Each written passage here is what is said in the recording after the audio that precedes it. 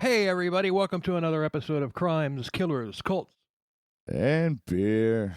We're just a couple of crazy Florida men talking about true crime And drinking beer. and drinking beer. Yes. That's right. Well, we got a serial killer for you today. We haven't done one of those in a while. Yeah, it's been a minute. Yeah, and I wouldn't even. Would you put Boone Helm as a serial killer? I mean, yeah, he was, but he wasn't like. Yeah, he was just an old west outlaw that liked to kill people a lot. And Yeah, I don't know. I don't know if we count him as a serial killer, even though I suppose technically he was, like you said. But yeah. I don't know. Well, the last modern serial killer that we did was Larry Hall. Yes. And that was back in the middle of October. God damn, yeah, dude. It's fucking December now. Holy shit. Well, as of this recording. Yeah. And well, I mean, we've done several cults and everything. We had that collaboration with Morbidly Intoxicated. And Yes. we did another cult episode. We did several cult episodes right in a row there. So Yeah, we did. I don't know. We got culty. culty, yeah. So man, what are you drinking? Today I am drinking. It is a Orange Blossom Pilsner by Orange Blossom Brewing Company. It is a honey pilsner, which is I had this at a restaurant in Orlando actually, which is why I bought this because this is really good. Oh, okay. It's 5.5, so don't worry, I'm not going to get too off the rails. But yeah, it's it's another. I believe they're in Florida. I mean, with Orange Blossom, they got to be right. Oh yeah.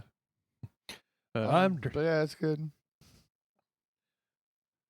I'm drinking a beer that is always brewed using the choicest hops, barley, malt, and rice. Of course. It's called Bud Light. Bud Light. Yeah. Yes. And by the way, that's Todd. Oh yeah, that's Bill. And together we are Wild Stallions. Sorry, I couldn't help it. I thought you were going to go Crimes, Codes, Cults, and Beer, but because No, dude, that's too obvious. Nobody expected the Wild Stallions. Nobody expects the Spanish Inquisition. No, they don't do that either. So anyway, but today we're covering Gerald and Charlene Gallego. Yeah, Gallego. All right. Gallego? Galago? Galapagos? Dude, is Charles Darwin involved in this? He might be. Sources: used Wikipedia. Yay, our favorite Wikipedia. Used criminalminds.fandom.com. Oh. And once again, one of my favorite websites came through me, allthatisinteresting.com. So, Tally-ho. use that. So, let's go. Yep, let her rip, Tater Chip. Gerald Gallego was born in 1946 in Sacramento. His family, he came from a crime family. not the type that you would think when you say crime family. Just a bunch of douchebags. His father just a bunch of douchebag criminals. Yeah. Right on. So his father had been executed for murder in 1955. Oh. So he was only 9 there years you go. old. Yes. So his mother had been a prostitute, and at the age of 6, Gerald had run away, and then he actually got arrested for burglary at 6 years old. At 6? At Holy 6. Crap. Wow. All right. He's continuing the family business. Apparently, Jesus. Starting young. Holy damn. So at 12, he was arrested for lewd and lascivious lewd and lascivious relations on a 6-year-old girl. At 12. Huh? At 12, you said? Yeah, he was 12 years old and he got busted for molesting Lewd and a lascivious on 6-year-old. a fucking 6-year-old girl. Oh my God. Here we go. Yeah. So he was sent to juvenile hall for that, but he was paroled in 1961. Shortly later, he and his brother were arrested for burglary, and he escaped from juvie hall, but he later turned himself back in, and he was paroled in 1963. Oh. So he's just like Yeah, a real winner, this guy is. a real wiener. Yeah, that too. He was a well, his wiener didn't work right, and hashtag we'll get there. Okay. So he didn't do well in school. He was suspended for breaking all the rules, and that rhymed. And but he later dropped out, and his parole officer actually said that he was a total failure. Wow. So at that time, he had stolen cars, he had robbed stores, he had robbed a motel, and he and his brother were arrested for robbing a motel, and they escaped from jail, but they were caught a few days later. Huh? Like, Well, how the hell is this guy escaping or whatever? But yeah, how does he escape but keeps getting caught? It's like yeah, it's like, what are the places holding him just that incompetent? yeah. Or is he just that good but he still gets caught? I mean, I don't get that. How do you get caught if you're good enough to escape from a place? Well, maybe the jail had dirt floors. Well, yeah, that's possible. And he requested a rock hammer to make chess pieces. Yeah.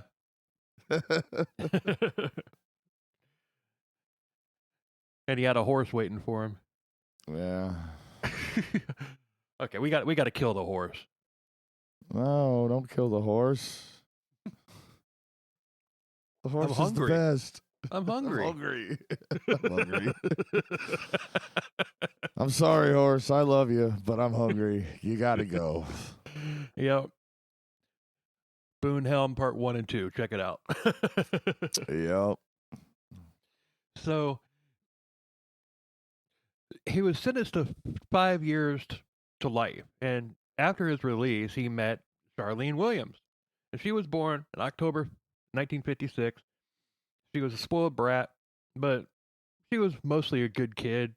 She was in gifted classes. She was a good violinist, and there was talks about her possibly even being accepted to Juilliard on a scholarship because she was that good at the violin. Oh, nice. Yeah, musician. Hell yeah. But something happened in high school, and she became promiscuous and started drinking, and she almost didn't even graduate. But her father, Charlene was Daddy's little girl. Well, of course. And she could do no wrong. And she had her parents wrapped around her finger. Yeah. And they come into play toward the end of the story, too, as still being enablers. Oh, but, damn. Really? Yeah. Fuck. Yeah. All right. But her father, after she finally did barely graduate, her father bought her a car and even rented an apartment for her. And he even invested $15,000 into a little novelty shop that she had opened, like a little kiosk type thing. Okay. Well, I mean, like, what kind of novelties was she selling? Like, fucking didn't say dildos and pocket pussies, or like, I mean, what kind of place was this? What I'm picturing is like what you get in those tourist gift shops. Okay, like keychains and little fucking knickknacks and shit. All right. So, sorry, dude. I know you said she became promiscuous and all this kind of shit, dude. And she opened a kiosk. I mean, dude. Okay, a promiscuous woman is gonna sell fucking like dildos and pocket pussies. I don't know. Well, I mean, why not, dude? You can make more money doing that than selling fucking knickknacks. This is true. Anyway, maybe if she had done that. But you got to figure if she had done that, then she probably wouldn't have made very much money because she probably would have been trying out the products. Well, yeah, I mean, dude. I mean, I But realize this shit. is before OnlyFans, but still. Yeah, I was just you can gonna make say- money doing that shit too. Yeah, you use something and then charge somebody $10,000 for a vibrator that you used on yourself.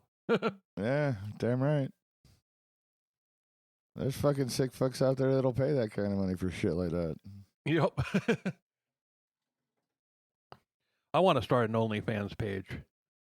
Okay. I'm not sure what I would do since nobody wants to see me naked. Yeah, right. I know, dude. Like, seriously, like, yeah, dude. Guys got no, I mean, yeah, there probably are, but I bet it's a lot of gay stuff that guys have to do to be on OnlyFans to get any kind of fucking attention. I mean, I don't know. And, dude, if you're a guy out there and you do that, then I'm not. No, send us an email. We want to talk to you. Yeah. Billzillaprod at gmail.com. I am not putting you down for anything. Oh, hell no. And especially if they're successful at it. Yeah. Hell yeah. Rock out, dude. Rock out with your cock out. Literally. Exactly. That's what I mean. All right, moving on. I could do the podcast naked and put it on OnlyFans. Hey, who says I'm not naked right now? I don't know. Who says I'm not naked right now? Maybe we're both naked. Maybe we are. Dude, Lily's not here. I didn't have to put a shirt on. If you know, you know. We'll just leave it at that. Yeah. So, Gerald had charmed many women, and Charlene was no different. And once he got them hooked, then once he had his claws into them, then he would start abusing them, as one does when they're a freaking abusive, broke dick piece of shit. Right? But he would date multiple women at the same time, and he would rate them to their faces at, you're the number one woman in my life, and then you're the number two, you're the number three. And basically, basically the number one would get treated the best, and number two, not so much, and then number three, number three. Oh, man. What the fuck? Yeah. Damn it. I've been trying to try not to cuss so much. Why the fuck would you do that? I don't fucking know. I've been trying to turn over a new leaf and just try not to cuss so much, but apparently that's not going to happen. Am I a bad influence on you? No, I'm a bad influence on myself. Oh, okay. It's entirely my fault. So, okay, he was also married several times. All right. Like 5 times before he met Charlene.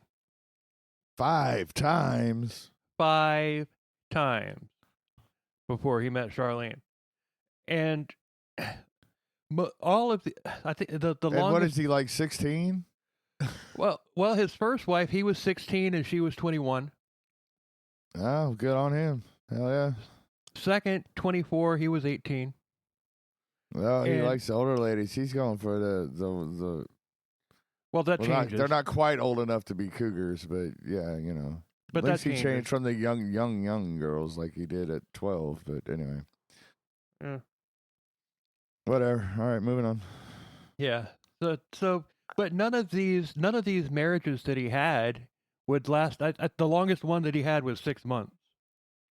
Well, no shit, because he's a piece of shit. But yeah, Right. Beating the shit out of him.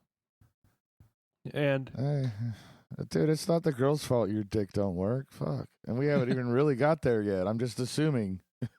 but it works some of the time. But All right.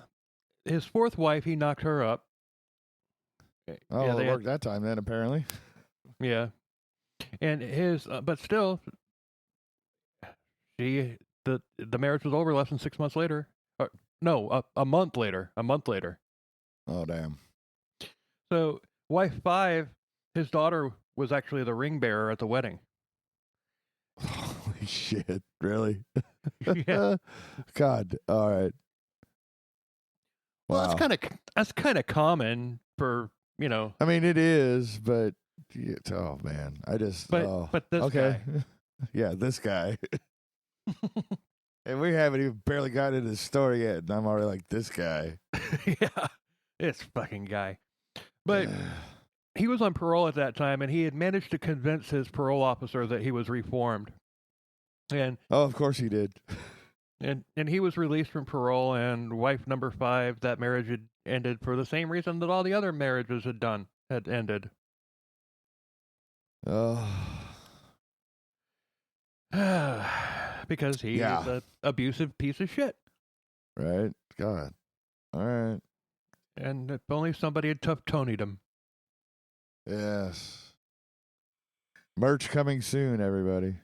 Absolutely. Somebody does try to tough Tony him later on in the episode. Hell Spoiler. Try to. yeah. So- Well, at least they tried. Right. A for effort. Fuck So, Charlene had been married several times too. Oh, twice. She had married a soldier who deployed for Germany like the day after the wedding. Wow. The marriage was annulled shortly after, and because she basically blew him off, and her parents, her enabling, helicopter parents, they didn't like the idea of her being, a military wife. Okay. But so she went to. Hold on, I screwed that up. All right. That one was annulled shortly after because of the fact that she blew him off because she didn't want to be a military wife. Then she went to college again, and she went to college and she dropped out. She found another former soldier, and this was also short lived.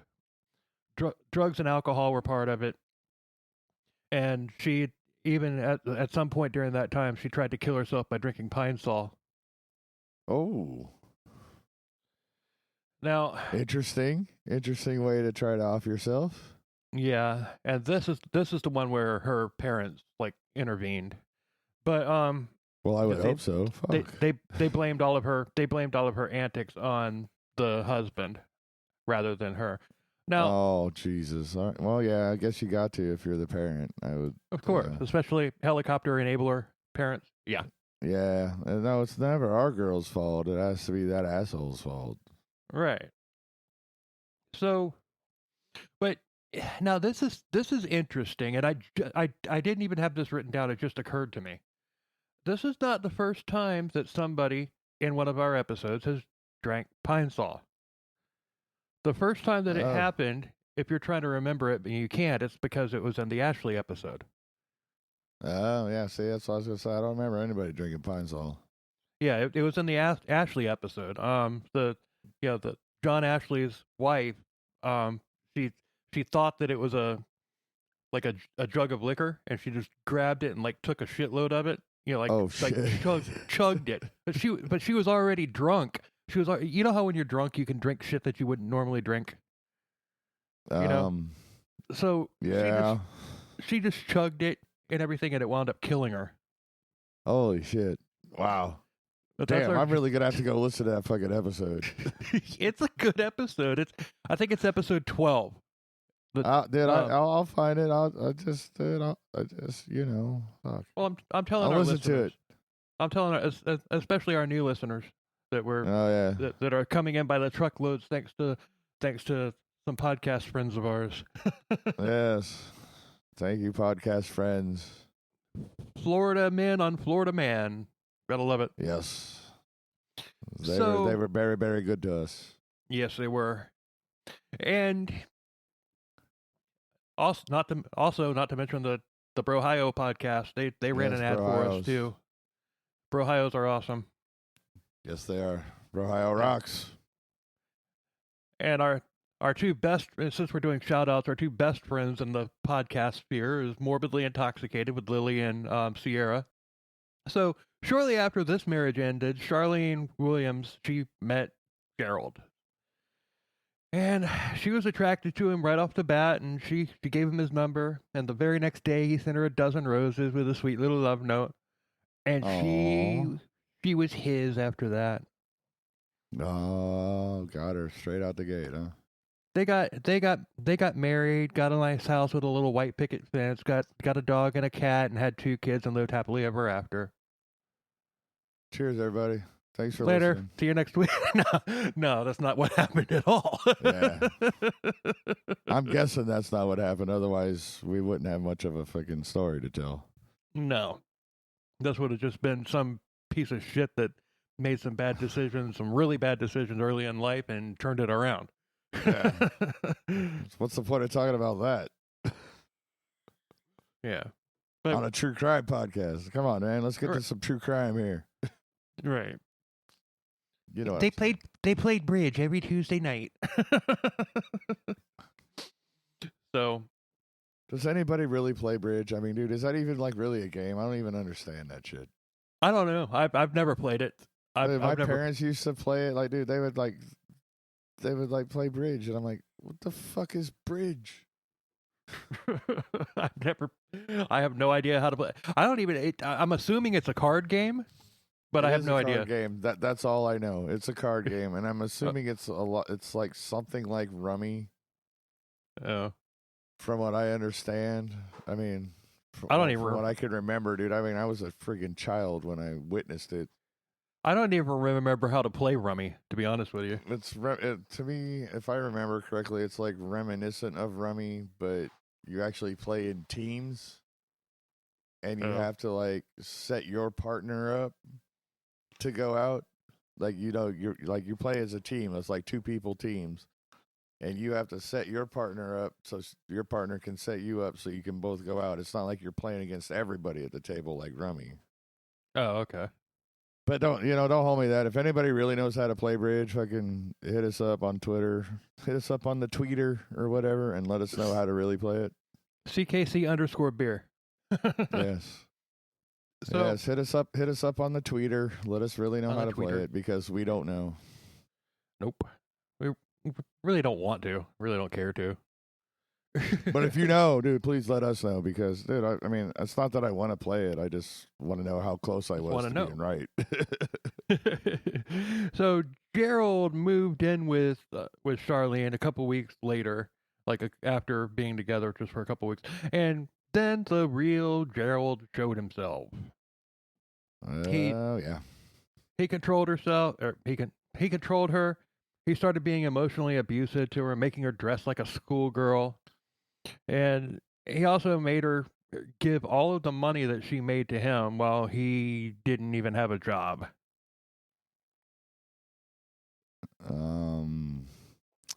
Okay. Damn. Yeah. You know what? If women would stop falling for douchebags like this, douchebags like us would have a lot more chances. Right. Because by the time we get into the 40s and late 40s and early 50s and whatnot, it's like any woman that's single, she's been with people like this, and she doesn't trust nice guys like me or you or. Yeah, well, that's the problem with being a nice guy.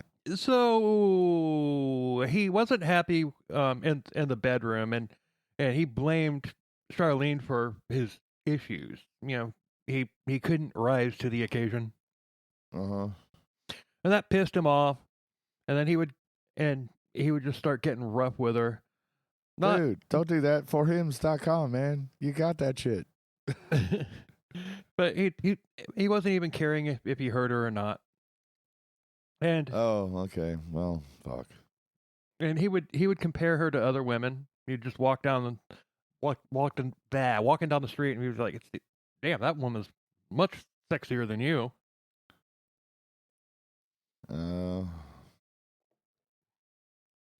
He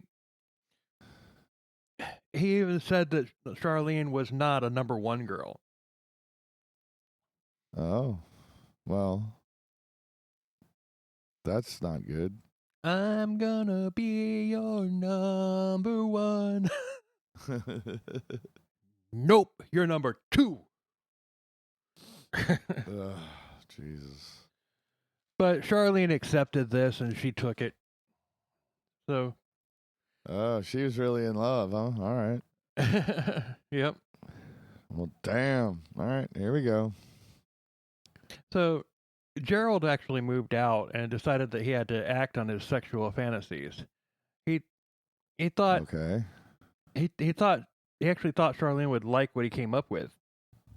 He came back to their place and he told he came back to their place and told Charlene that he had fantasies about having girls there to service him whenever and do whatever the hell he wanted. But there was one catch. They had to be young.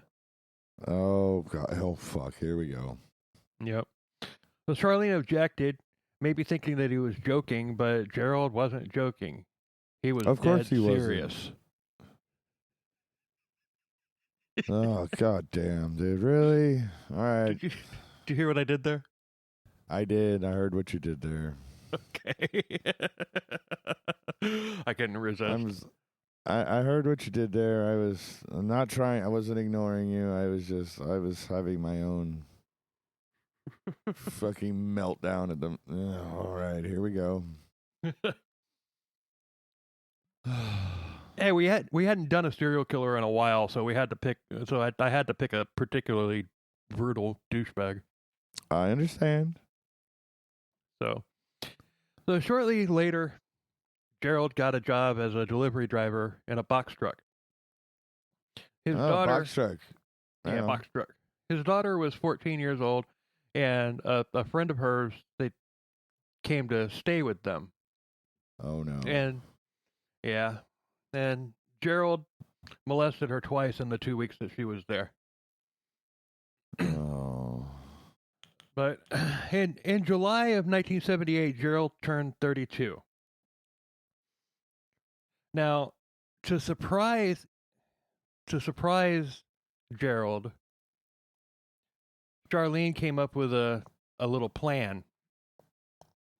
To surprise him on his birthday. Oh boy. All right. And he it's like, okay, he wants young girls, let's give him a young girl. Oh, Okay? No. Yeah, and because she was tired of being abused, but she still loved him. She didn't want to just tell him to go fuck off, and she didn't want to tough Tony him. But nobody wants to tough Tony anybody in any of these stories, apparently. I know. More of these assholes need to be tough Tony'd. But then we wouldn't have a podcast. Agree. Yeah, we wouldn't have a podcast. And we wouldn't have a fucking brilliant idea for a t-shirt. Right? Merch coming soon, I promise. So, sick of all his abuse, Charlene came up with a plan to take the focus of his dementedness off of her. Gerald was horny all the time, and and all that sex was to him was just that, all about him. Right. So she decided to approach him about a threesome, and there was a 16-year-old girl that had caught Gerald's eye, and Charlene was excited until he brought her home. His rules for the threesome were that both girls had to focus solely on him, and that wasn't exactly what she had in mind. Oh, she wanted to play get a too. little something. Yeah. So the next day, when Gerald was at work, Charlene and the girl, they decided to have fun like all day long. But they lost track of time, and then Gerald got home and they caught him in the act. Oh, snap. Yeah. Yeah. He literally threw the girl through the window, and then she took off unscathed. But he repeatedly beat the snot out of Charlene. I mean, he just like beat the shit out of her for having the audacity to do something sexually without him. And, well, for herself. Right. So, and this went on for like a month repeatedly and everything, and he, at this point, was impotent, which was Charlene's fault, apparently. Of course, because reasons. Yeah. But in July of 1978, Gerald turned 32.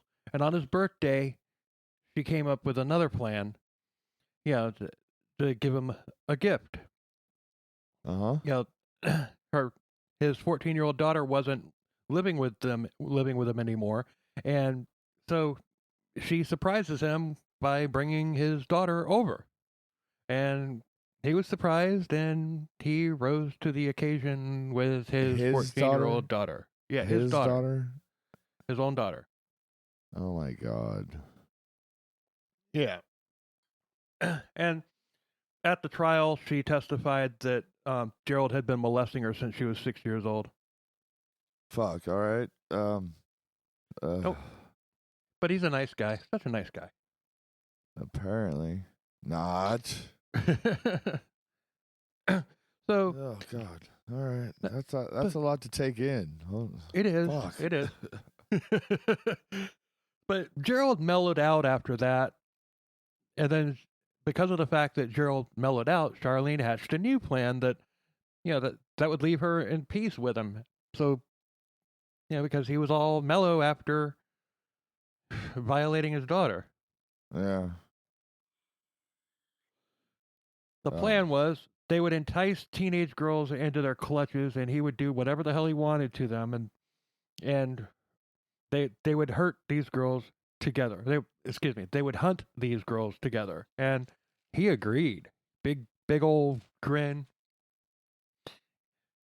Gerald likes.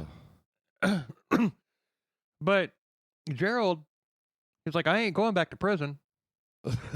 Yeah, right.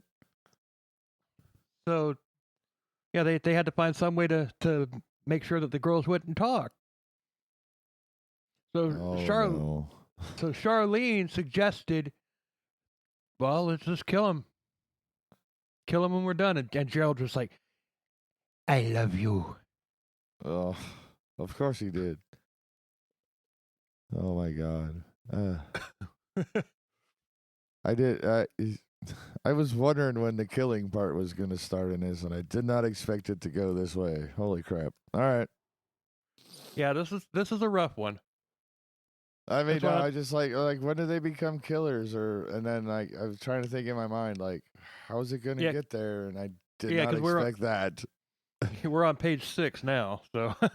I did not expect the killer part to come in like this, but I should have, based on what I was leading up to it. I mean, it was totally leading up to it, and I should have figured it out, but. Well, don't feel too bad, because I didn't see that coming either. It's like, I mean, I thought they were just gonna go like Mickey and Mallory and just go on a fucking 10-state killing spree or something. I didn't know they were gonna fucking like just start hunting down fucking women and raping them and then killing them. But okay. Yeah.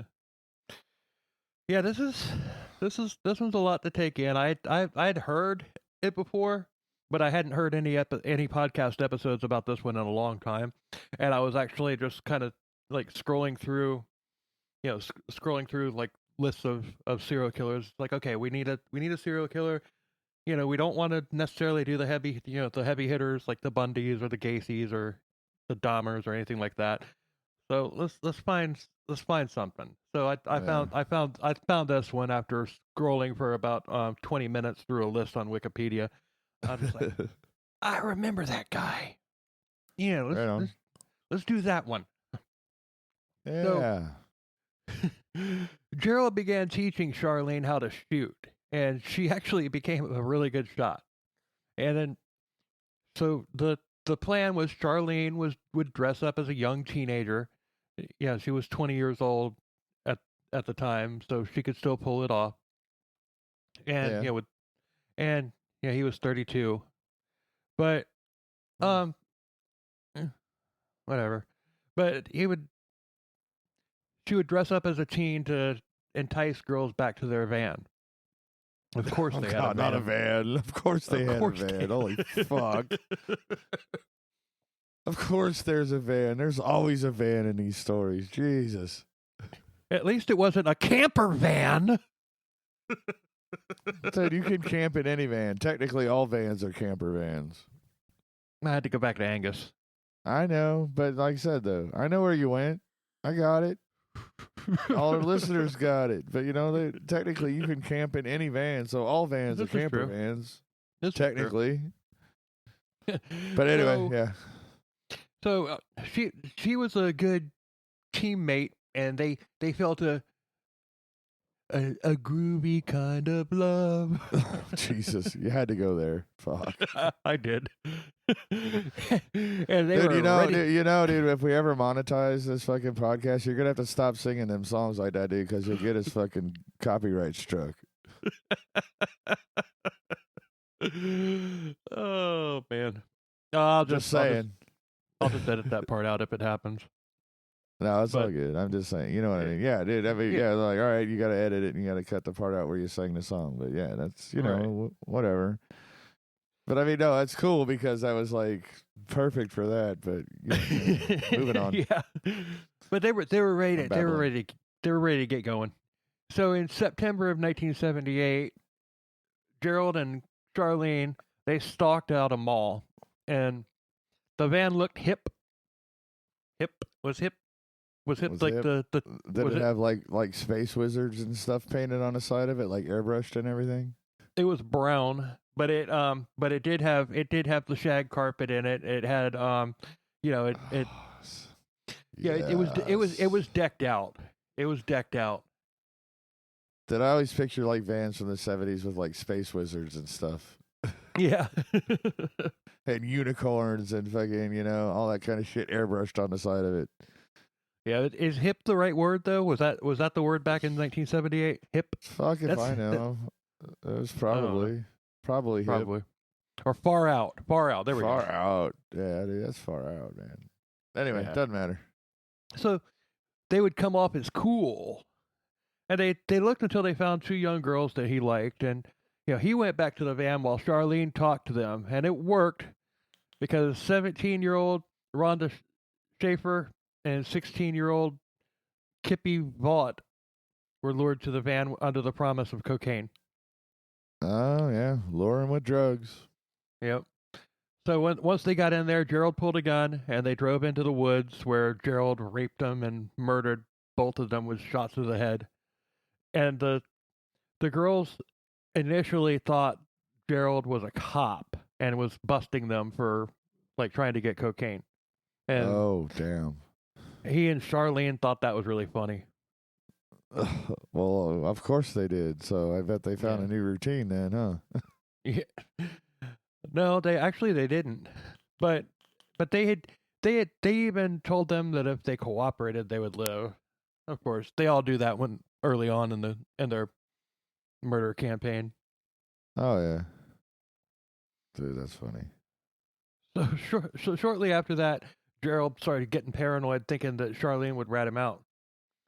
So, in his mind, he had two options. Take a guess. Let's see, kill Charlene or let her rat him out and go to jail. You got one of them. Kill Charlene is one of the options, but there was another option. Okay, I don't know. Marry her.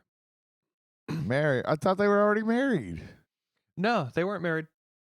Not yet. Are you sure? Yeah, I'm sure. Because later on in the story, they redo their wedding to be more romantic. It's like when they got married this time, they just went to a courthouse and everything. Oh, okay. I guess. See, I thought they were already married. No, you probably thought that because he's already had five wives. I guess I just figured they were already married, and Yeah, she's Charlene. He doesn't have the you can't rat out your spouse fucking defense. So Charlene was wife number 6. So all right. So he married her because he thought that the law stated that spouses weren't allowed to testify against each other. Yeah, now, they're not. No, they're allowed to. They're not required to. They can't be forced to if they don't want to, but they are allowed to. Well, yeah, I mean, I guess that's what I meant. Yeah, they can't be forced to testify. So, yeah, married. Like I said, that's what I thought. They were already married, so that was already, like, well, she can't testify against me if she don't want to, so I'm just gonna have to kill her. Yeah, but he thought that she wasn't legally. He thought that the law said that they couldn't testify against each other Oh, if they were married. that she just couldn't do it. Oh, okay. Right. Well, that's what happens when you drop out of high school. Yeah. I guess when you decide that you just want to rape women at a tender young age of fucking 6 or 12 or whatever he was. Yeah. Yeah. I guess you get what you get, I suppose. Yep. So Anyway. so Gerald got a job as a truck driver for a supermarket chain, and he hated the job, and Okay. yeah, it's just this fucker didn't want to work at all. It wasn't that, I mean, because truck driving is good money, and Right? he was making good money, but he just hated the job. Yeah. Yeah, because he just wanted to, like you said, he just wanted to rape young women and kill them. Yeah. So And this, dude, find girls with money, dude. I don't need to work. We'll just rape these bitches, fucking kill them, and take their money. That's all I need. yeah. So Oh, God, whatever. Okay. we're starting a trend here, okay? And you'll see it as it comes. So he was his asshole self at home again, and he was impotent, and it was of course Charlene's fault. Of course. They both knew what needed to happen. Okay. Take a guess. Take a guess. What needed to happen? I don't know. They needed to find more women to rape. Correct. Oh, I got one right. Yeah, You got it right. Well, you got the last one half right. Okay. So what is that? Yeah, whatever. I'm batting 350. Yes. No one's perfect. So he was abusing Charlene, and when he finally decided that it was time to strike again, Charlene was giddy, and the hunt was on. Oh, she was giddy. So was she giddy. likes his shit as much as he does. Then. Oh yeah, and we're going to talk about this at the end, as far as like who the ringleader actually was. All right. Because we'll get there. It'll be an interesting. Remind me too. Remind me in case I forgot. All right, I'll try. I'll probably forget by then too. Anyway, but whatever. Carry on. So the hunt was on.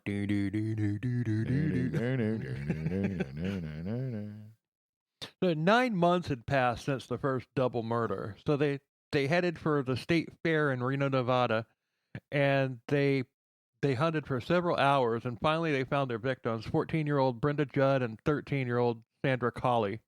Oh, well, that's right. You said he was into young chicks. Yeah. Dude, that sucks.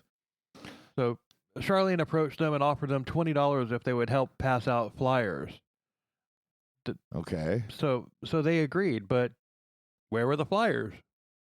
Yeah, that seems a bit odd. Oh, the flyers must be in the van. You're right. Woohoo! My average is going up. I'm at 400 now. So they got to the van, and Gerald pulled out his gun, and the girls were tied up, and they drove away. And Gerald, he just kept looking at him in the rear view, and he's just like getting horny and all that stuff. His soldier was actually saluting for the first time in months and everything, and right. he couldn't take it anymore. So he pulled over and told Charlene to take over driving. So he jumps in the back of the vans, and he attacks the two girls and starts taking off his clothes. And Charlene actually got pissed. Yeah, because they were a team. Right.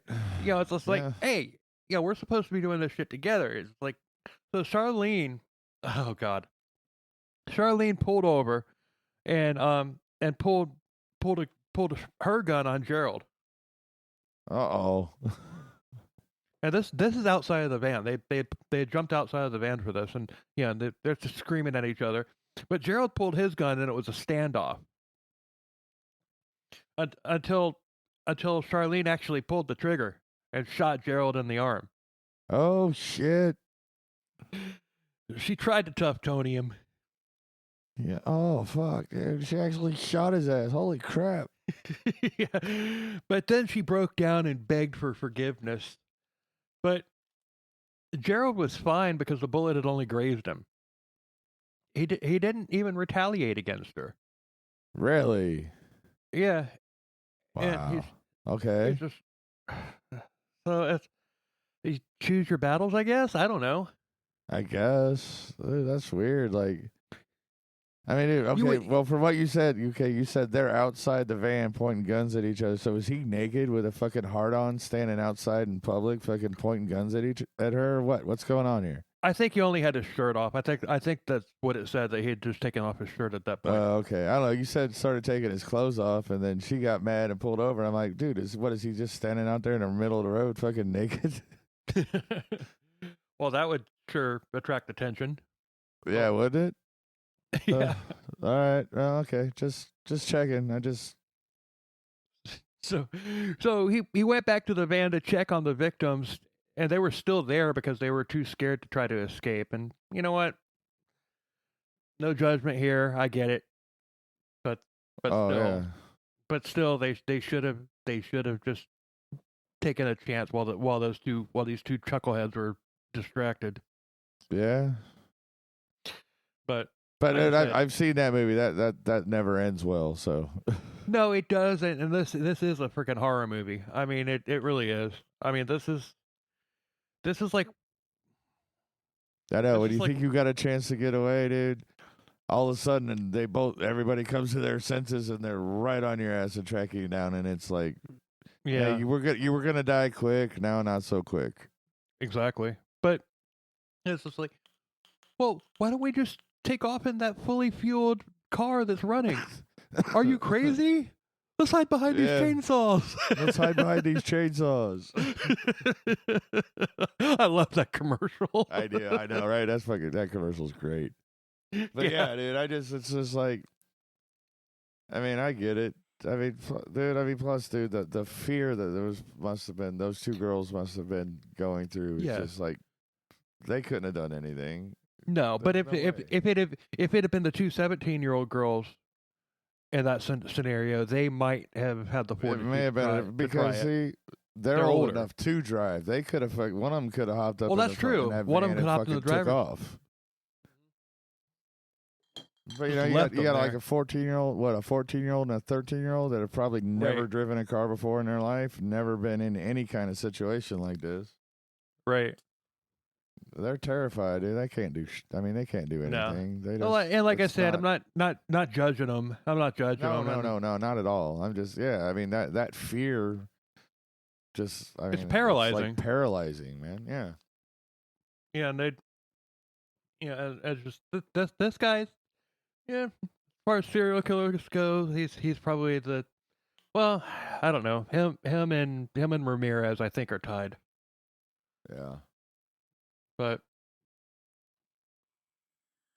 so they both raped him together, and then he beat them with a shovel and buried them, and their Damn. remains weren't actually found until 20 years later. Holy crap. Yeah. Oh. So after that, Gerald was fine for a little while, but then remember I said the pattern was emerging. Yes. After that, Gerald was back to after the brief period of bliss. Gerald was back to his abusive and flaccid punk. Yeah, hold on, Gerald may have there's been a lot of things, but one thing he wasn't was a stallion, a wild stallion. a wild stallion. Yes. Dude, that No, came but he- back, dude. That was perfect. You brought that back perfectly. Yeah. So, but yeah, Gerald was back into his abusive and flaccid funk, and once again, they knew what had to be done. Well, yes, as you do when you get into that funk. Yeah. So, in 1980, 10 months later, that's another pattern. They wait like 9-10 months in between kills. It's almost like somebody's pregnant or something. Are you clairvoyant? I don't know. Am I? Apparently. Well, I don't know. I just sense the pattern. You know, I figured out the pattern. Everything is like 9 months, 10 months, 9 months, whatever. Like, dude, it's almost like somebody's No, fucking pregnant.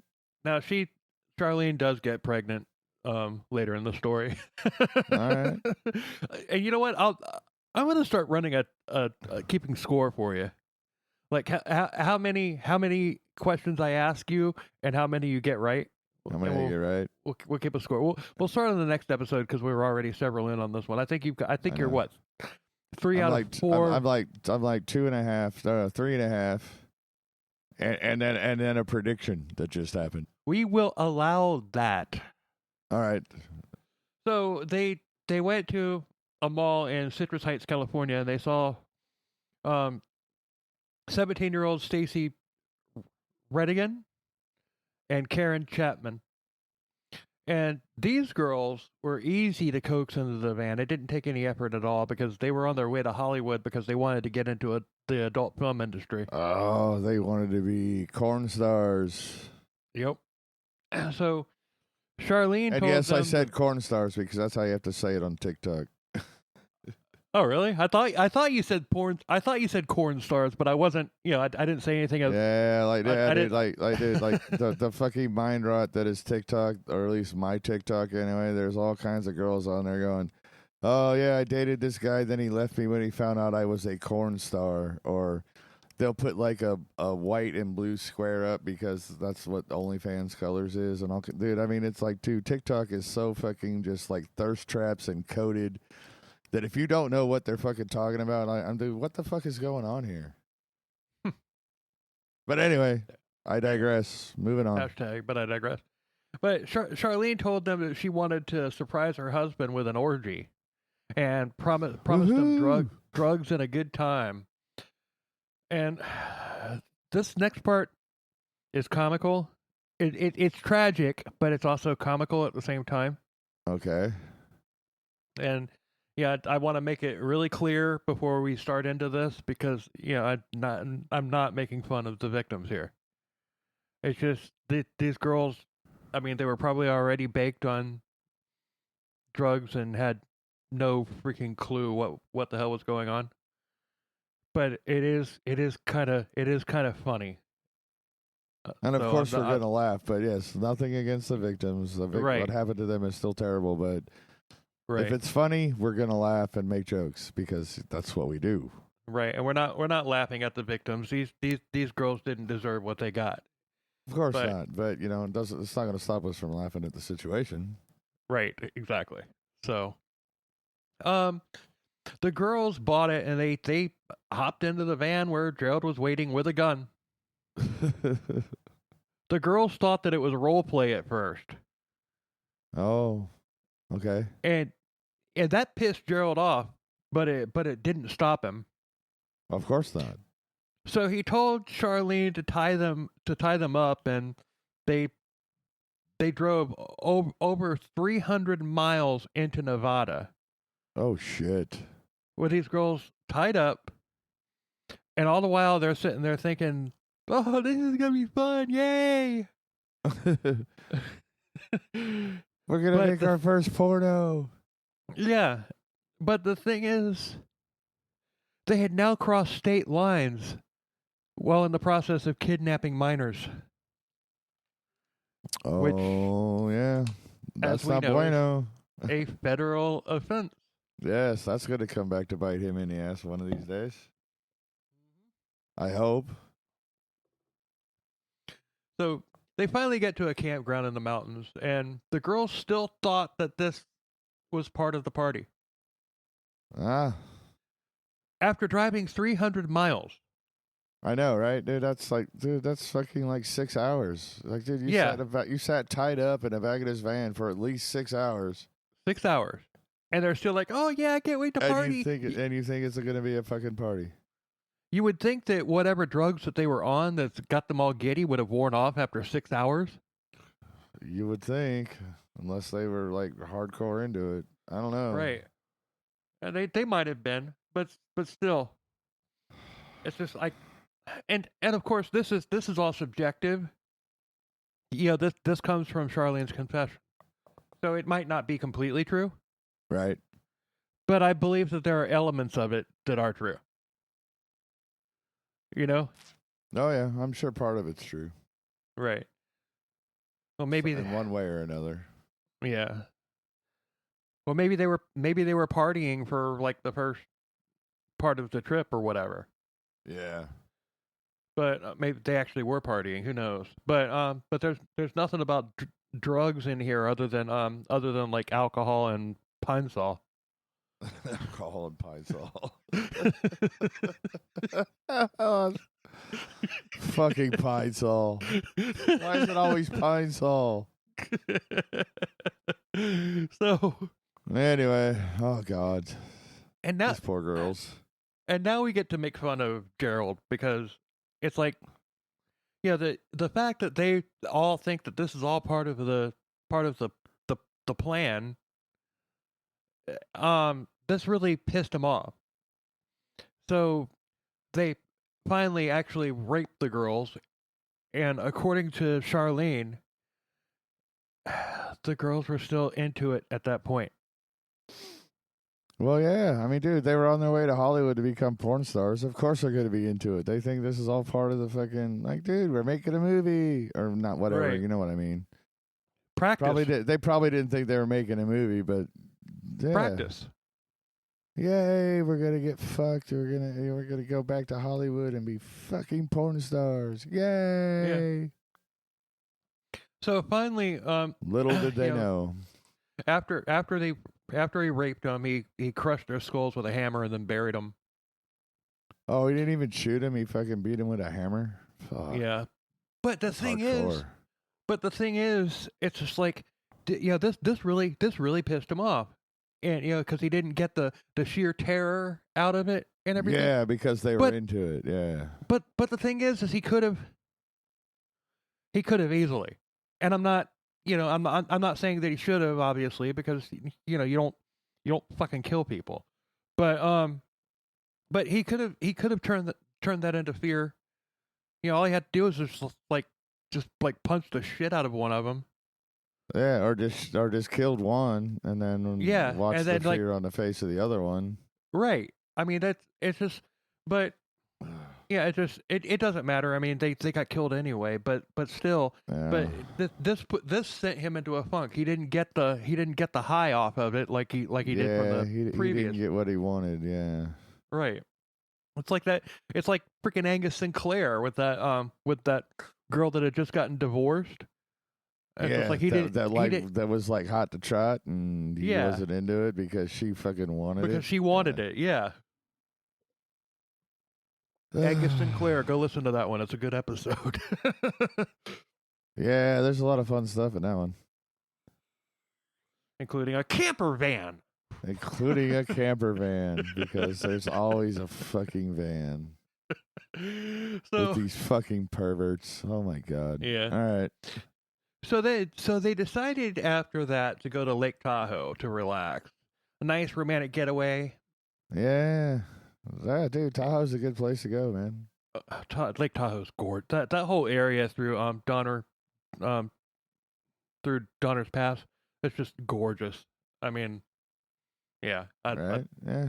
I've only been through there a couple of times, but the times that I have, it's that whole part of the country, over on the northwestern part of the country. That whole part of the country is just gorgeous. I mean, it is totally, especially Oregon. And the Cascade Mountains and everything. Oh, my God. Oh, yeah, dude. So, while there, Charlene discovered that she was pregnant. Yeah, I was right.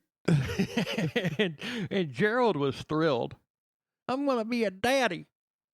Yay, I get another child to rape. Oh, God. But... You know what? I don't have in here whether it was a boy or a girl. Oh well, it doesn't matter. It doesn't matter. I'm sure he's gonna rape it no matter what. Damn. I know, dude. But this is the way. I've become hardened to things like that because I mean, dude, he raped his other daughter at the beginning of the story. So why wouldn't he rape this kid? You know what I mean? This is true. Well, he doesn't. I mean, hopefully it waits till it grows up a little bit. He doesn't just start like. Well, he doesn't like boys apparently. So.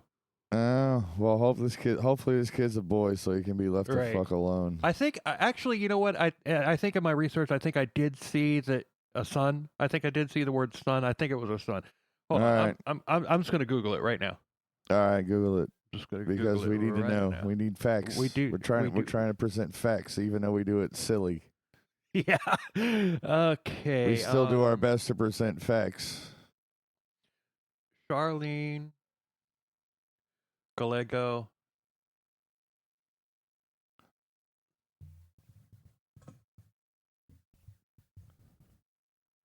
Child. Fuck. Yeah, it was a son, Gerald Armand Gallego Jr. Oh. It was a son. So Hopefully he doesn't follow in his daddy's footsteps. hopefully, and there is If not, information. we'll be doing Gerald Gallego Yeah. Jr. soon. Yeah. No, but there's wrap up information because she took a plea deal at the end, and she's actually free now. But Oh. Right on. but so but Gerald was in a lull. They both were. Of course. They had lost their mojo.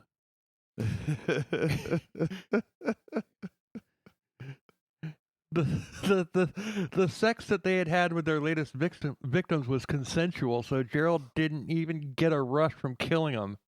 Yeah. You know, he was in a funk again, and that's like what we were going back to before. He could have easily. He was too stupid to realize it. Right.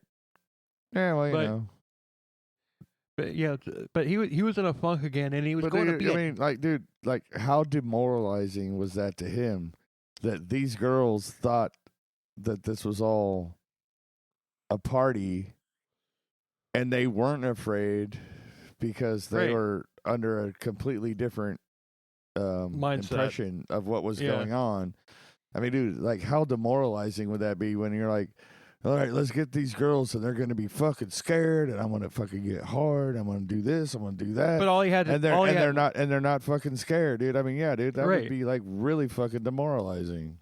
it would, but all he If you had to could do. demoralize a killer, but whatever, you know what I mean. Jared was in a funk again, and he was going to be a daddy. Oh boy. So he decided he needed to stop being such a nice guy with his victims. Oh, why? Because he's going to be a dad. He needs to get more brutal. No, you know these girls that think that they're like gonna go be porn stars and everything. Oh, I got you. Yeah, the one. Yeah, he's got to tighten up his game because He's afraid of him no more. He's doing exactly what we said that you know could have happened in the with the last two victims. Yes. Okay. So he's actually doing it at this point. So then all of a sudden, this is while they were still in Lake Tahoe. He disappeared and how the hell are they getting all this money? He's obviously not working. I don't know. Is he pimping out Charlene? Who knows? No, that doesn't come out in this. I don't think he's doing that.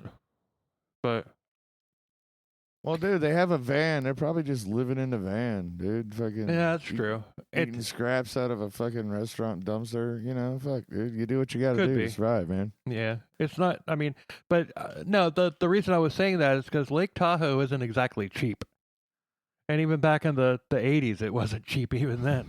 No, it's not. But you know what I mean, dude. They got a van, dude, with shag carpet, dude. They're probably just fucking living in a van. That's true. So he disappeared for a couple of days, and he returned in a really good mood. And Charlene knew that he had done something, but he never told her or anyone else what he had done. Oh boy! But like to this day, nobody knows what he did when he disappeared. But he decided that they should get remarried and have an actual honeymoon. So they left for Oregon the next day, and they went to a courthouse and they got somebody to. I mean, it's just like they're already married, so it's not like he has to like actually file paperwork or whatever. But they went to a courthouse and just went through the moves. Right. Yeah. So, It's like, what do they call that? They reaffirmation. Yeah. They restated their vows to each other or whatever, that kind of thing. Yeah. Right. So his idea of the honeymoon was fishing, while Charlene was sick with morning sickness. Oh yeah. Well. But the honeymoon did do him some good because he had his mojo back. And they were driving along and they saw a female hitchhiker, 21-year-old Linda Aguilar. And it was broad daylight and there were people, there was some traffic and everything, but he didn't care. His soldier started saluting and it's like and he's got to listen to his soldier. Well, yeah, as you often do. Yep. So Charlene didn't want him to do this because of the fact that there were witnesses around, potential witnesses. But you couldn't tell Gerald anything at this point. So they picked her up and then they drove off, and all of a sudden, the story was, oh, I've got to go back to the campground because I forgot something. Do you mind? Oh, no, that's fine. Oh, of course it's fine. Yeah. Have you ever hitchhiked? No, I have not. I have a couple of times. And have you ever picked up a hitchhiker? No, I have not. I have a couple of times. Well, dude, it's like, because I don't want to have to answer that fucking awkward question, Yeah. Like, the hitchhiker's like, dude, you just pick up a stranger off the road? I could be a serial killer. And I have to go, well, the chances of 2 serial killers being in the same car at the same time are fucking astronomical. One time I picked up the hitchhiker, and it wasn't just a random hitchhiker. I thought that she was somebody that I knew. Uh-huh.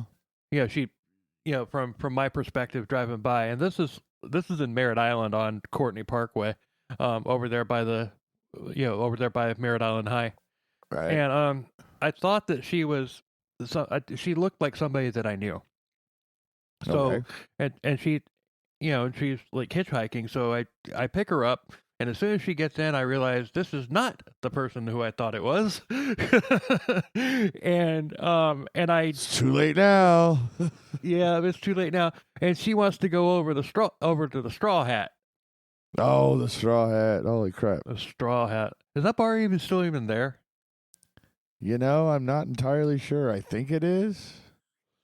It's kind but of I know a lot of those bars over in Cape Canaveral have like changed owners and changed names and like cleaned up a lot. Yeah. But I don't know, dude. I don't know. I'll go find out if the Straw Hat's there tomorrow, dude. I'll go for a drive. I don't care. Okay. Well, the Straw Hat, it's a rough bar. But that's putting it mildly. It's a rough bar. Yeah. I mean, dude, so you go into the Straw Hat and you can count the teeth on everybody in the bar on one hand. On one hand, yeah. It's that kind of place. So she wants to go to the Straw Hat. And the Straw Hat, for those of you who aren't familiar, we're talking about probably about 12 miles or so, maybe 15 from where I picked her up at. Depending on which direction you're going, but yeah. Yeah, I went down 520. And all right. But so you were heading south down Courtney when you. Yeah. All right. So then all of a sudden, and see at the time, I'm like 17, 18 years old. I don't know anything, and she's fucking hammered, and I'm like what the hell and everything. I don't know what the hell's going on because I hadn't even started drinking yet at that point. I didn't start drinking until I was 19. All right. But I didn't know what the hell was going on, and she starts talking like, "You got any money?" I'm like, "Nope, broke." I'm broke. So she's like, "Well, we could go to a hotel." I'm like, "I'm broke. Don't have any money for a hotel." Oh, come on. Like, you want to go to Straw Hat? I'm going to take you to Straw Hat. Like, and she's like, you're no fun. And I said, I would stop I'm the like, car, pulled right over, get the fuck out. well, man, nice guy and all that shit, but whatever. I know. So I but- dropped. So yeah. I dropped. I mean, she could have like stuck a knife up to up into my ribs and said, "I need to go to frickin' Milwaukee. Let's go." Well, we ain't gonna get very far because I just done told you I'm broke. We're I'm gonna broke. run out of gas before we get even close to Milwaukee. So do what you got to do. Yeah, but still, that was that was kind of a freaky experience for my because at that time I was still trying to figure out who the hell I was and where my space in this world was and all that shit. And but it's like okay, I've got I don't know if she was actually a hooker or not, or if she was just drunk and horny. I have no clue.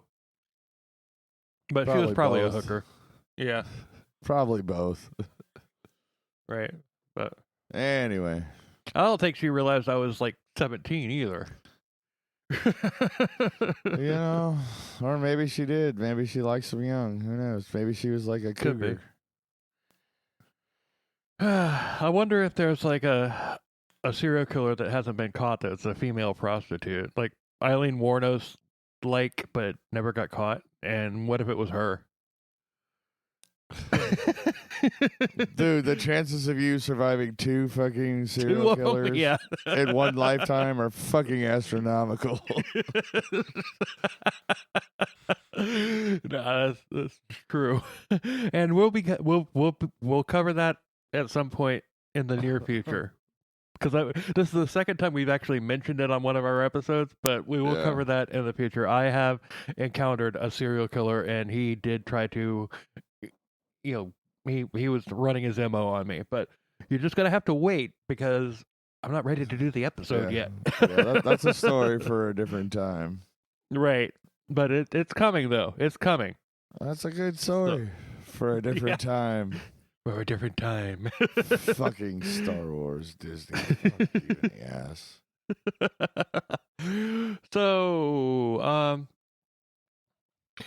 So he stopped back at the campsite and he pulled his gun and she collapsed from terror.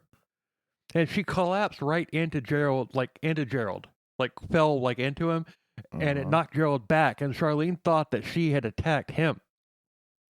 Oh. And she's like, "Oh, hell no." Oh, here we go. So she pounced on Linda, and she slammed her head into the ground repeatedly.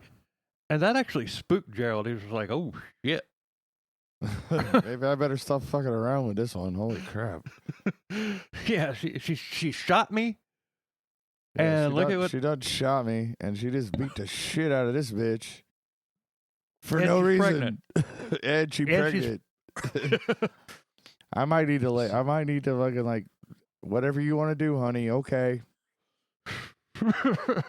Because, dude, I mean, if she did that to that girl, there's no telling what she's going to do to him if he pisses her off one more time. Fuck, dude. I'd be scared. I'd be fucking afraid, dude. Holy crap. He's like, "I will never sleep again." Yeah. So they drove to a more desolate area, and then Linda was pleading for her life, and she was saying that she had a family and she wouldn't tell anybody if they just let her go. And he laughed at her. They always say that. Yeah, he laughed at her and began raping her and beating her at the same time. And he took his time with this girl, making her suffer. Like hours and hours and hours of him just like pummeling her with his fists and everything. Jesus. Yeah, he did this. Right. He did this barehanded. He didn't use a weapon. And then, to make matters even worse, he buried her alive. She was still alive when he buried her. Yeah. Dude, that's my worst fear ever. I thought your worst fear ever was dying in your house and being eaten by your cats. Okay, second worst fear ever. Because, dude, I mean, okay, nobody knows this about me because I hardly ever talk about it. but I'm extremely fucking claustrophobic. Oh. And yeah, dude, being buried alive, dude, oh, dude, that would just like, I mean, like, dude, if I'm ever into a situation where I can't move my arms, like, dude, if I can't put my arms out to my sides, like straight out, I fucking panic and freak the fuck out. Oh, I know, and I have this thing where, like, if you invade my purse, if like I don't like my face being touched at all under any circumstances, and I think it has to do with that big scar that's on the side of my head. It's probably like PTSD from whatever the hell happened, right? But still, it's just like if you and even without touching me, if if I'm not trying to kiss you, I don't want you that close to my face. Yes, and no, and I it's get like that. it's gonna freak me out. It's like get the yeah. Sometimes I'll have to tell my daughter sometimes because like sometimes she's like, okay, well you can't hear really well, so I'll just get close. I'm like, that's too close. Right. So anyway, hashtag but I digress. Yes, we digress. Now all our fans learn something new about me that they can make fun of me of on the tweeter. Yeah, I'm usually the only one that's telling life stories. You need to start doing that too. Yeah, well, yeah. I mean, I have other phobias too that are like really weird, but we'll just go with claustrophobia for now. Just random life stories, like the drunk hooker that I picked up thinking that she was somebody that I knew. Yeah, well, see, I don't have random life stories like that, dude. I just have like fears that I don't tell nobody. Now you're telling everybody on the internet. Yeah, see? You see how grown up I am now? So, they got along. Gerald and Charlene got along after that, but of course, it didn't last long. And he wasn't doing anything to help her with the pregnancy. Like I said earlier, he's like going fishing and stuff while she's just like sitting there just like puking up because she had morning sickness like really bad. Oh, so she's obviously not receiving any prenatal doctor care or anything, obviously. Of course not. So, but that caused fights, and one time he hit her, and then he broke down crying and was like, "I'm such a terrible husband. Please don't bash my brains in like you did to that girl." You know what? That might have had something to do with it. But I'm sure it did. Jesus Christ. Either that or it was just an act or whatever. It's just like, oh, it could have been an act too. But I mean, dude, honestly, if if we were that kind of couple, right, and I pulled a gun on a girl and she just like collapsed from being so afraid, and my girl thought that she attacked me and just like brutally fucking beat her down, I would be scared to death because and like seriously, what's gonna stop her from doing that to me? Well, and she had already tried to tough Tony you at that point. Yeah, it's true. She'd already shot at you. So yeah, dude, I would be terrified of this woman. I mean, like, seriously, fucking terrified of this woman. I would make sure I did nothing to make her mad. Okay,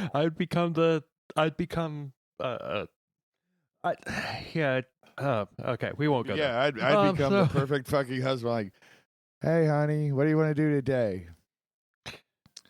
But you just want to sit here in a van? Okay, we'll just sit here in a van. All right, we'll just sit here in the van. But she's just like, "Aw." So, but Gerald's 33rd birthday was coming up, and he wanted another kill. I hope he asked her nicely. They tried to have sex, but Private Limp Dick was bothering him again. Well, dude, he can't rape his unborn child, so. So Charlene promised to find him somebody, and Gerald, he was just like, he's just like drowning his sorrows. He's like, I can't get Private Limp Dick up. Private Limp Dick. There's Private a new character. Yeah, Private Limp Dick. But Yeah, it's like I can't do it. He's just drowning his sorrows in alcohol. So they go to a bar, Yes, and that's what I would Charlene, yeah. But you have a sergeant limp dick. do. Let's not get that personal. I just told everybody I'm claustrophobic. Let's not get that personal. This story would have never happened if Blue Chew or Hims hadn't, or Viagra had existed back then. Yeah, that's true.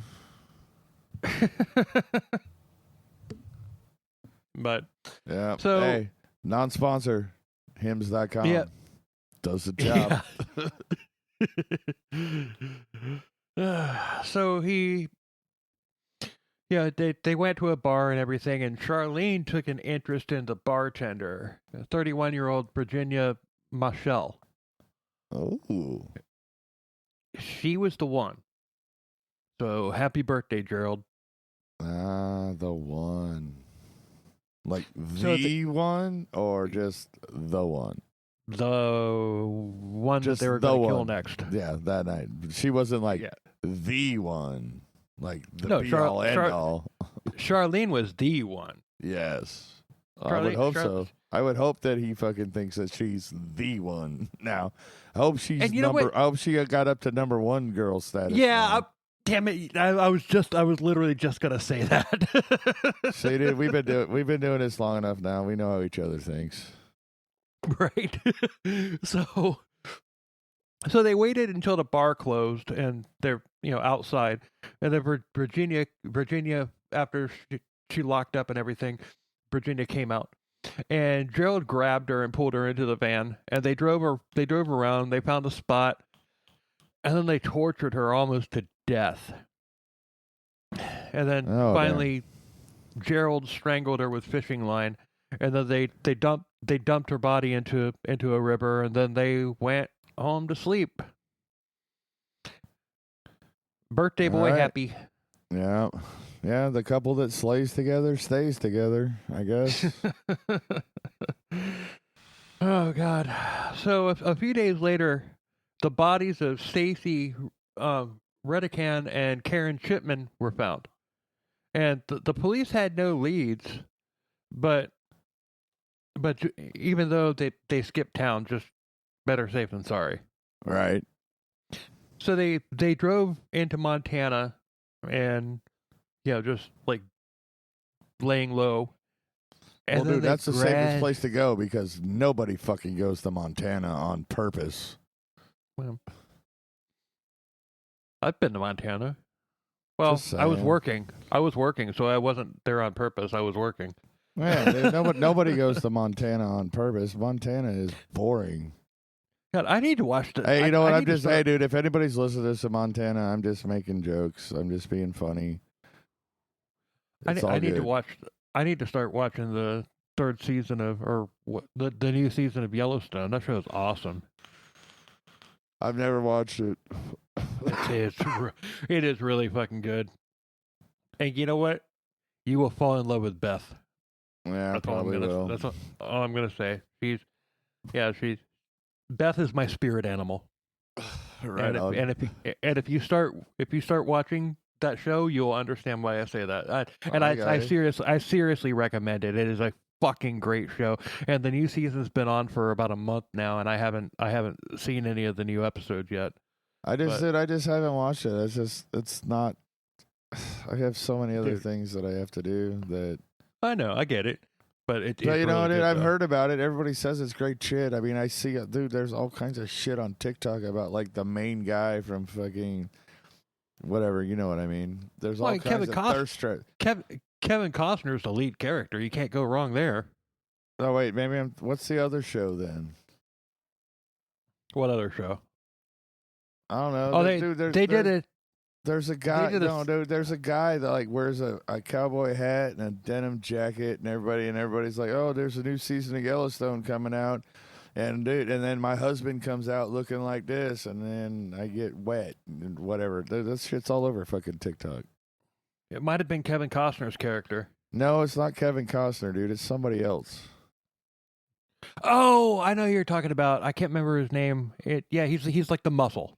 Yeah, I know who you're talking Is that about. Yellowstone, dude? I don't know, dude. Yeah, I mean, it's Yellowstone. dude, I know exactly. I dude, know exactly who you're talking we about, were but I can't. watching a show. My wife was watching a show that I thought was Yellowstone, but it had like Jason Bateman and some other chick in it, and I'm like, dude, this is Yellowstone. What the fuck is this?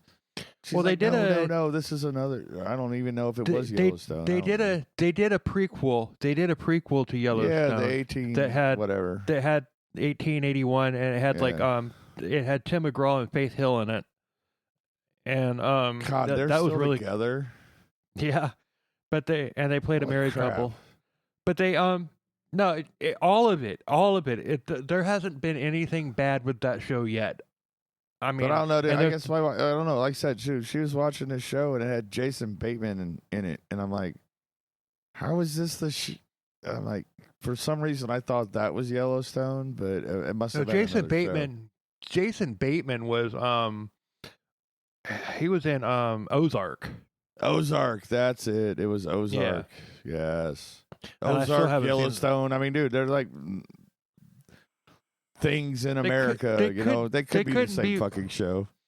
No, they couldn't. They couldn't be more opposite.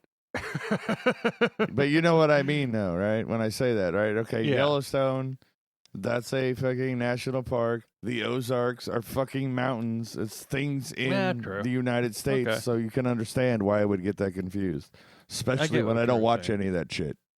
Now, watch Yellowstone. They just started another new prequel series. Yeah, that takes place, I think, in 1929 World War or One. whatever. Yeah, World War. Yeah. So I got a lot to catch up on. I saw that shit, but dude, I don't know if I got time to watch all that crap.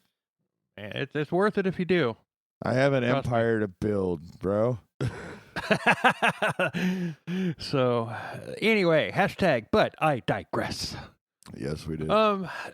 So they're driving around and they find I mean they've gone back to Sacramento at this point, and they find a college fraternity house, and there was a party going on. So there's lots of potential victims, but there's also a lot of witnesses too. Yes. But they're all drunk. If it's a frat party, they're all drunk. Nobody's going to pay attention to shit. And that might have had something to do with Gerald's thought process, because he didn't care. Oh, see, it nailed another prediction. But he had the thing, it's like, okay, they found these two bodies of my first two victims and they got nothing, so I'm unstoppable. So he's in the typical serial killer, I am invincible mode. Yes, I'm untouchable. They'll never figure it out. So he settled on 21-year-old Mary Elizabeth Sowers and her fiance Craig Miller. Uh-oh. A guy this time, huh? Well, they just wanted Elizabeth. Well, yeah. But you know what I mean. Right.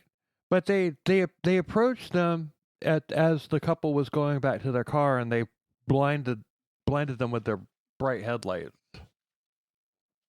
Oh God, just like right out of a horror film. Oh my God. Okay, Yeah. that's cool. That's why I keep saying this is a horror movie. Yeah, Craig because that shit never works, dude. So Craig yelled at Gerald, but Charlene pulled out her gun and ordered them into their car. And Craig, being a perfect gentleman, he offered himself up for, in exchange for Mary, but Charlene and Gerald just laughed. Oh, see, dude, when he said they went after a couple like that, I was like, oh, Charlene's gonna get her some strange dick.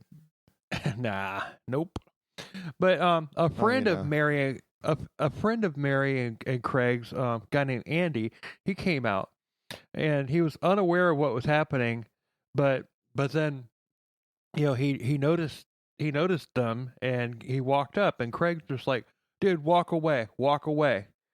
And he was thinking that Gerald would try and kill Andy as well. Yeah. But Andy wasn't having any of it. Oh, he's going to be super dandy Andy. And so he demanded to know what was going on. And Charlene just fucking walked up to him and just decks him. So fucking hard that it knocked him down. All right. See, I have respect for a woman that can do that shit. Even a freaking sadistic piece of shit like Charlene? Fuck yeah, dude. Just, you know what I mean? No, dude. Okay. I don't know, dude. She just didn't give a shit. She just walked right straight up to him, dude. I mean, dude, she had a gun, dude. She could have walked up to him and put fucking 2 in his skull. She just knocked him out. Yeah. You know what I'm saying? Well, she didn't knock him out. She just knocked him down. Well, you know what I mean. So she and Gerald, they took off. They took off with Mary and Craig, who were in the car by that point. They drove out to some foothills and they pulled over, and they told Craig and Mary to get out of the car. Right. They did, and Gerald shot Craig 3 times in the chest. They then assaulted Mary for several hours. Then they dumped her into a ditch, and then they shot her in the head. Wow. Yeah. All right. So they then went home to Charlene's parents' house to clean, to clean themselves up because, and they didn't notice an unmarked police car that was parked outside. Row, raggy. They weren't in the van at this point. They were in an Oldsmobile that they also owned, and the car had been reported being used in a kidnapping, and apparently Andy got the license plate. Oh. Wait, there's only 2 of them. They're living in the van. How do they have 2 cars? Well, they just had another car. So, but did they acquire this car when they got to Montana? I mean, like, dude, it's like, seriously. No, they just went to Montana to lay low for a little while and then came back. Oh, so this isn't in Montana. I missed that part. No, this is back in California. All right. So the van's their house, and then they bought the Oldsmobile to like travel around in.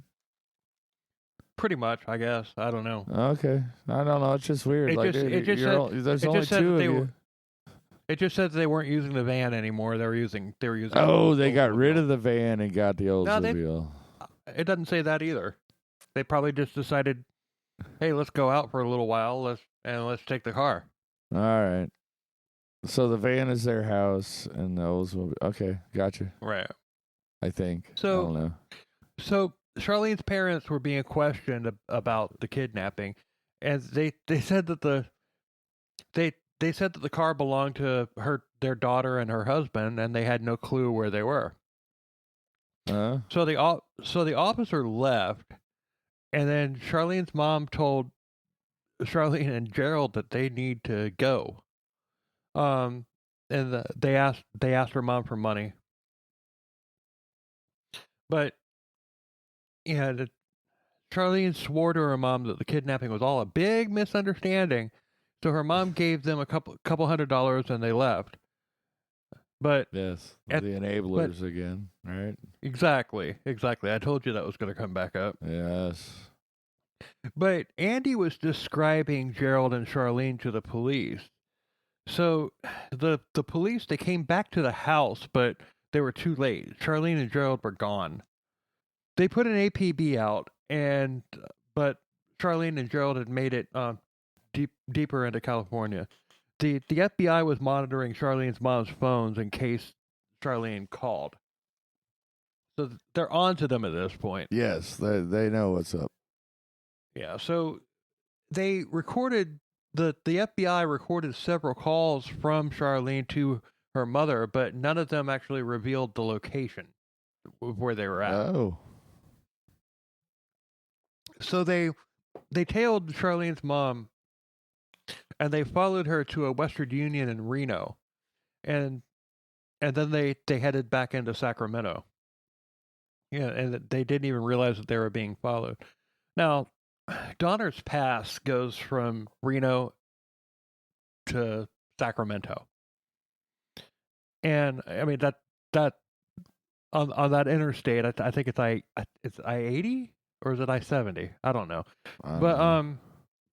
but it goes from Reno. It starts in Reno it starts like east of Reno and it goes all the way. It ends in Sacramento, and it's probably about like close to 100 miles. And so the enablers, Charlene's parent, Mm-hmm.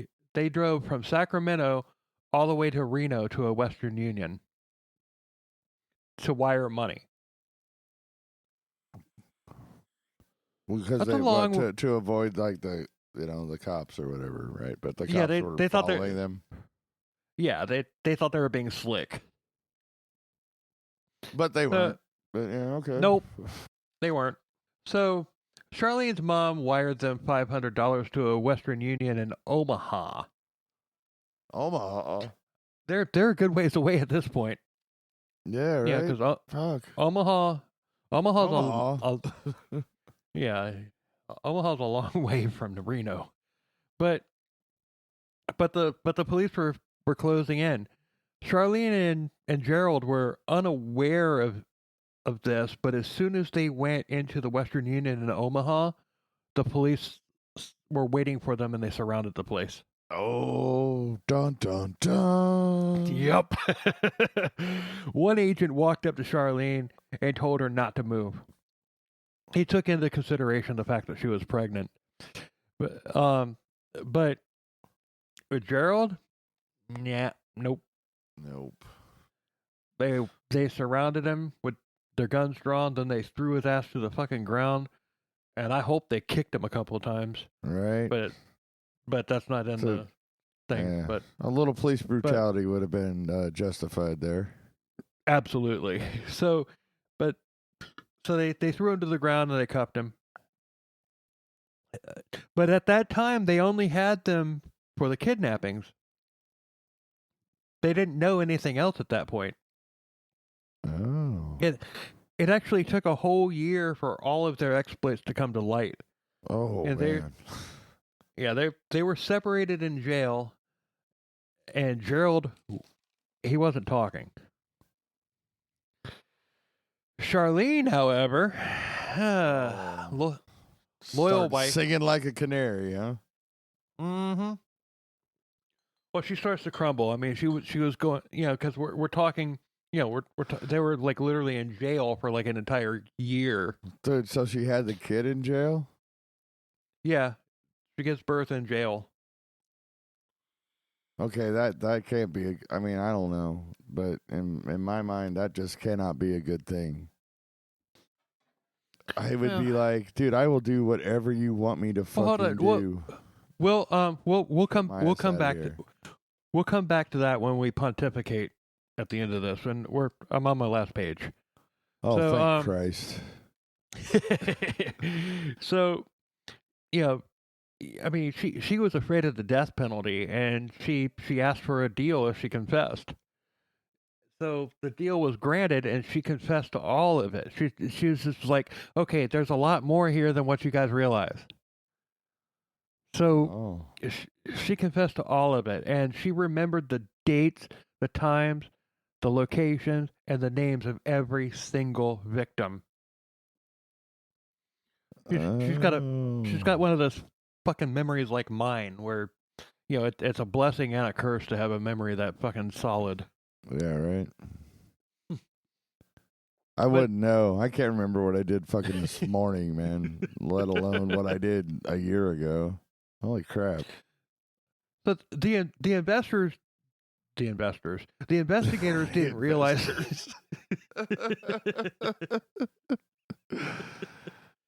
Dude, there's investors? What, are they making a movie out of this shit already? Yeah, we're from Hollywood. God, that's exactly where I was going. Get out of my head. What do you mean? Dude, all right, seriously, dude. We've known each other longer than most people that do podcasts like this have been alive. This is so true. Of course I'm in your fucking head. You're in my head, I mean, dude, we've known each other for so fucking long. It's not hard. Yeah. But the investigators, yes, they didn't realize how involved she was in all of this. Ooh. And as far as like her from her standpoint, Gerald was the mastermind, and they needed her testimony in order to put him away.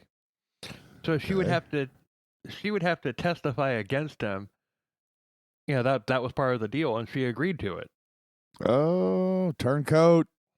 Yep. But you know what? Gerald decided that he was going to represent himself in court. Of course he did, because yeah. And idiot. God, Anyway, I'd like to see. Who was it? Who was it that said? That said. I believe you started to say Ben Franklin, and I believe Franklin? You're right.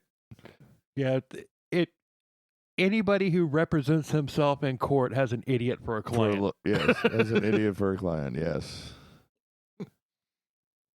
So, yeah, I think it was Ben Franklin. I believe it was. But so when Charlene took the stand against him, Gerald spent 3 hours trying to discredit her, but she held firm. It's just like she hit her breaking point. She's like, I'm not gonna be fucking duped by you. You can't do anything to me right now, and if you try, so that guard over there is gonna fucking put a bullet in your head or a nightstick on your head or whatever. So yeah, see that bailiff over there with the nightstick? He's gonna shove that straight up your ass. Yeah, you try to do anything to me, so do whatever. I'm good. So on June 22nd, 1983, Gerald was convicted of all of the murders, and he was sentenced to death. He was later convicted of the one in Nevada. But he was on death row for 20 years until he died of cancer. And oh, dude, he didn't even get the chair. Come on. Nah. But hey, cancer is a lot more of a painful way to go, though. Yeah, I'm just saying. The shit that he did, dude, he should have got the fucking chair. He should have gotten the chair. He should have fucking gone and seen old Sparky. Yep. But anyway, Charlene was sentenced to 16 years, and as of 2013, she has a new identity, and she has just basically disappeared. Well. And that's it. That's it. We're done. Hopefully she's turned over. Hopefully she's realized the error of her ways, and she's living a good life now with her. Hopefully with her child. I hope. And she was actually able to see her son while she was in prison for those 16 years. She was able to see her son regularly, and and it's just like, okay, yeah. If you make a deal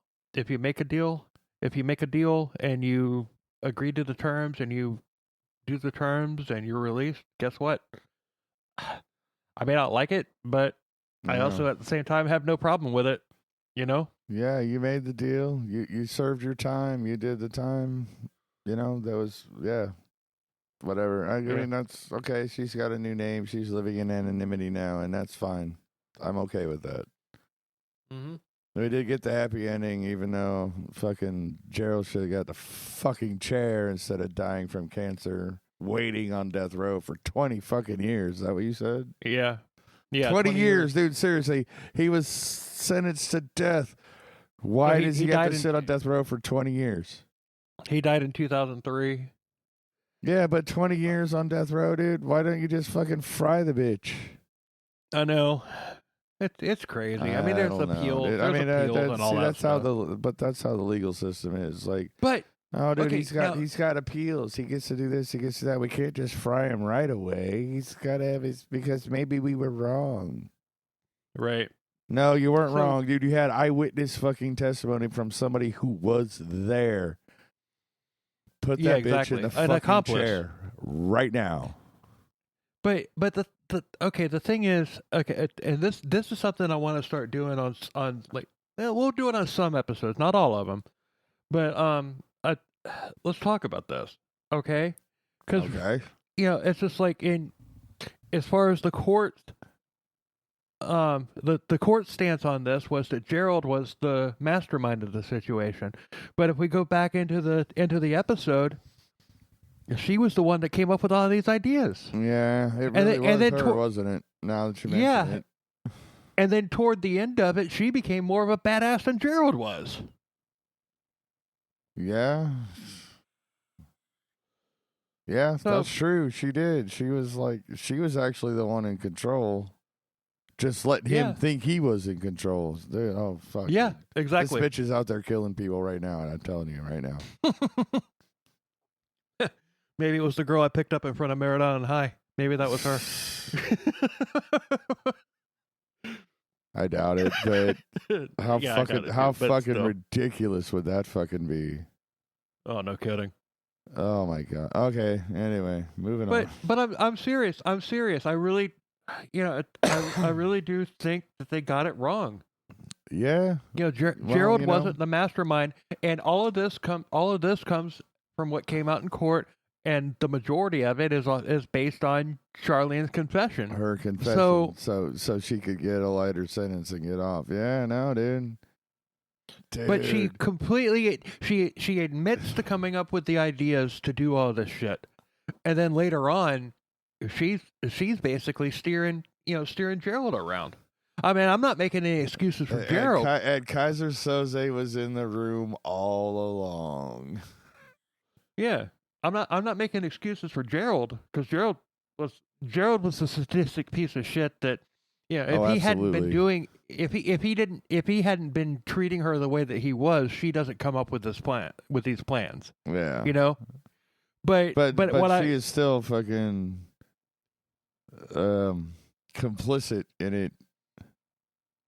Which she admitted to get a lighter sentence, but she fucking but the thing is he was the mastermind, and this guy's a fucking moron.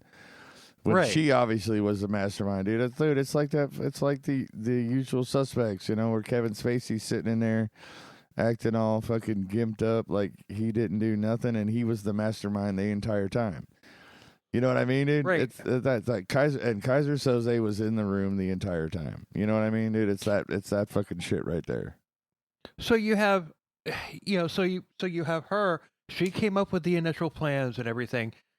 Gerald liked it, but and he was the sick, sadistic piece of shit that was into all that shit. He was the one that did all of the killing. Yeah. But she was still a fucking badass, and doing it. Now that we're here at the end and we're talking about it the way we are, she was the actual mastermind of it all. Right. That's the point that I'm making. Yeah. She was the one that did it. But the thing is she did it, for self-preservation. Exactly. She could have just left the fucker, but she didn't, because he had his claws that deep into her. Yeah. I'm not giving Gerald a pass at all. But what I am saying is that, it's just she manipulated the situation. Yeah, she became the mastermind to protect herself. Exactly. Basically, yeah. Right. When she should have just left the fucker. Yep. Should have just fucking picked up and ran, but no, she's like, but I love him, so I'm gonna do this. And dude, I mean, right. I think his behavior probably triggered something in her that was probably already there. Yeah, you're probably right. You know what I mean? But she acted in self-preservation or whatever. But dude, that doesn't stop the fact that she was a fucking twisted as well. Right. She could have just left. She could have just left him. He probably would have become a serial killer on his own without her. Yeah. But she definitely helped, because dude, there's nothing like having a fucking whatever. I don't even know what she looks like. Whatever. There's nothing like having a chick to help you lure chicks to your fucking shaggin' wagon to fucking commit some crimes. You know what I mean? Yeah. I mean, I've looked at pictures of her. She's not a bad looking. But you know what I'm saying, though, dude? That's like, dude, it's so easy. It's so much easier when you have a female accomplice to lure females that you want to fucking rape and kill into your fucking murder van. Right, but than it is for a guy, dude. Because dude, if he got out and went walking around the mall and tried to pick up these fucking like 14, 15, 16-year-old girls, they would just like, fuck off, perv. Exactly. So Yeah. I mean, yeah, dude. I mean, no, dude, she is absolutely fucking complicit in these crimes, and I mean, dude, she made No, a plea deal and got her fucking she's the did her master. time. Yeah, but she is she's the the- mastermind. Exactly. Yeah, absolutely. We agree. Yeah, I like doing that. Look, I mean, we're not going to do it for every episode, but I like that. Yeah. It's going to be really fun when we disagree. Yes. That'll be a good one. But no, dude, I totally agree on this one. Definitely that. I mean, like you said, he probably would have gone on to do it on his own anyway. Right. But she definitely made it easier for him to. She escalated it. Yeah. For him, he would have But, gotten there on his own, but she escalated it. Exactly. Yes. Exactly. Anyway. So, anyway, for everybody that's following the drinking game that I put up on part 1 of Larry Ray, we're going to wrap this up. Take a drink, bitches.